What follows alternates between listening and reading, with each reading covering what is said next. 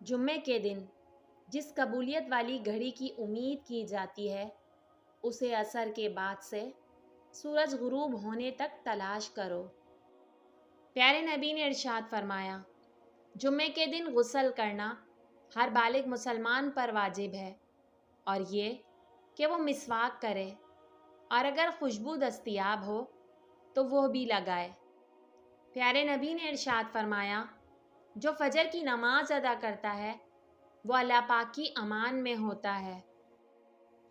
رسول اللہ نے ارشاد فرمایا، اللہ تعالیٰ جس کے ساتھ بھلائی چاہتا ہے اسے دین کی سمجھ عطا کر دیتا ہے۔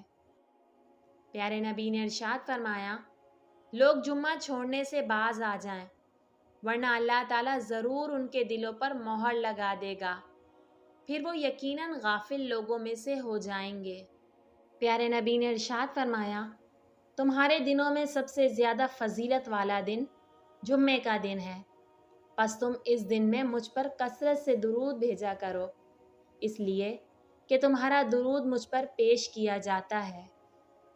اے ایمان والو، جب جمعے کے دن نماز کی پکار لگائی جائے تو تم اللہ تعالیٰ کے ذکر کی طرف دوڑے چلے آؤ اور کاروبار چھوڑ دو، یہ تمہارے لیے بہتر ہے اگر تم علم رکھنے والے ہو۔